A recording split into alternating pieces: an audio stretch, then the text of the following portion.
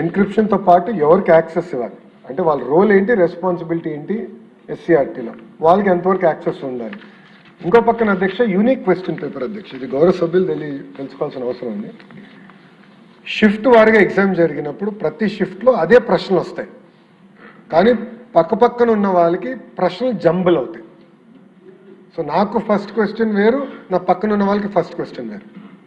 ఆ jumbling mechanism వెనకాలకి వెళ్ళాలమ్మా, జంబ్లింగ్ మెకానిజం ఉంటుంది అధ్యక్ష. అందుకే యూనిక్ క్వశ్చన్ పేపర్ మేము అందజేసాం అధ్యక్ష. So that though paper is identical, questions are identical in that shift, but paper jumbling అనేది జరుగుతుంది అధ్యక్ష. అది మేము ఏర్పాటు చేసాం. దాంతోపాటు అధ్యక్ష మొత్తం ఆడిట్ ట్రైల్ నేను ఇప్పుడు చెప్పినట్లు డేటాబేస్కి యాక్సెస్ ఎవరు తీసుకున్నారు, ఎప్పుడు తీసుకున్నారు, ఎలా తీసుకున్నారు మొత్తం మాకు తెలుస్తుంది అధ్యక్ష. సైబర్ సెక్యూరిటీ ఎటుగా ఏర్పాటు చేసాం. సో బయట నుంచి ఎవరు హ్యాక్ చేసి వచ్చి ఎగ్జామినేషన్ కూడా తీసుకునే విధం లేకుండా పకడ్బందీగా సైబర్ సెక్యూరిటీ ఏర్పాటు చేసాం. ఫిజికల్ సెక్యూరిటీ కూడా మనము సీసీటీవీ ఫుటేజ్ కానీ అన్నీ ఏర్పాటు చేసి బ్యాకప్ డేటా సెంటర్స్ కూడా, ఒకటి బాంబేలో ఒకటి హైదరాబాద్లో, ఆ డేటా సెంటర్స్ కూడా టీసీఎస్ వాళ్ళు ఎందుకు వాడారంటే పొరపాటున వాళ్ళ సెంటర్ ఏమైనా డౌన్ అయినా కూడా ఎగ్జామినేషన్లో ఇబ్బంది లేకుండా 100% అప్ టైం మెయింటైన్ చేయాలి కనుక టీసీఎస్ ఐ1 ప్రోటోకాల్స్ ఏదైతే ఐఐటి ఐఎంకి ఏపీ హైకోర్టు ఎగ్జామ్స్కి వాడతారో అదే ప్రోటోకాల్స్ మనం కూడా వాడటం జరిగింది అధ్యక్ష. సో అధ్యక్ష ఇక్కడ 154 సెంటర్లు ఆంధ్ర రాష్ట్రంలో, 19 సెంటర్లు అవుట్ సైడ్ ఆంధ్ర రాష్ట్రం అధ్యక్ష. సిబిటి టెస్ట్లో 24 రోజులు అధ్యక్ష పారదర్శకంగా నిర్వహించాం అధ్యక్ష. ఇది మళ్ళీ ఎందుకు నేను స్ట్రెస్ చేస్తున్నానంటే మొత్తం ప్రక్రియ పూర్తయిన సంవత్సరం తర్వాత వైకాపోలు ఈరోజు క్వశ్చన్ పేపర్ లీక్ గురించి మాట్లాడుతున్నారు అధ్యక్ష. కనీసం అవగాహన లేదు. మన దౌర్భాగ్య పరిస్థితి ఏంటంటే అలాంటి ప్రతిపక్షం ఉంది. డిఎస్సి అంటే డిస్ట్రిక్ట్ సెలక్షన్ కమిటీ, వాళ్ళకి డిఎస్సి అంటే డిజిటల్ సిగ్నేచర్ సర్టిఫికేట్ అంట. వాళ్ళ అధికార ప్రతినిధి ఒక డిబేట్కి వెళ్ళి డిఎస్సికి అంటే ఏంటంటే డిజిటల్ సిగ్నేచర్ సర్టిఫికేట్ అన్నాడు. అంటే డిఎస్సి అనే అర్థం తెలియని వాళ్ళు ఈరోజు క్వశ్చన్ పేపర్ గురించి మాట్లాడుతున్నారు.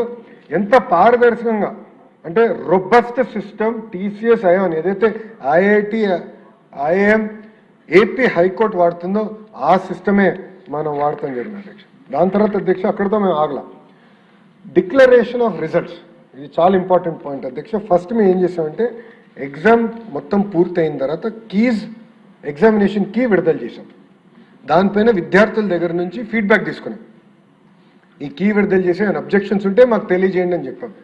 దాని తర్వాత సబ్జెక్ట్ మ్యాటర్ ఎక్స్పర్ట్స్ దగ్గరికి అబ్జెక్షన్స్ అన్ని తీసుకెళ్ళి ఫైనల్ కీ కూడా పబ్లిక్ డొమైన్లో పెట్టాం. This is the final key అని.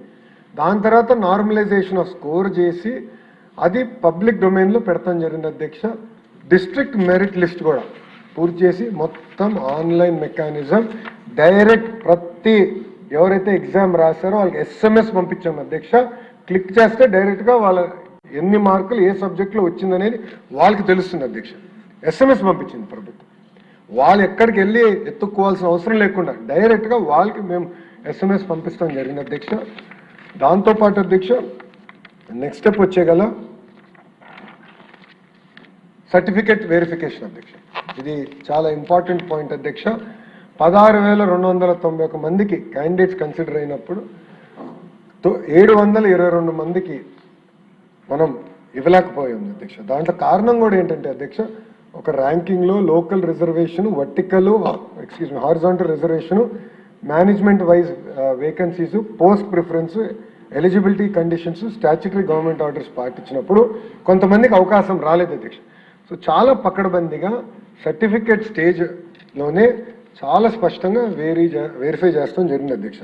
ఇక్కడ కూడా అధ్యక్ష గౌరవ సభ్యులు తెలుసుకోవాల్సిన అవసరం ఏంటంటే కాల్ లెటర్ ఇచ్చినప్పుడు చాలా స్పష్టంగా చెప్తాం అధ్యక్ష, సర్టిఫికేట్ వెరిఫికేషన్ తర్వాతనే కన్ఫర్ అవుతుంది. It is all subject to this verification. చాలా స్పష్టంగా చెప్తాం జరిగింది.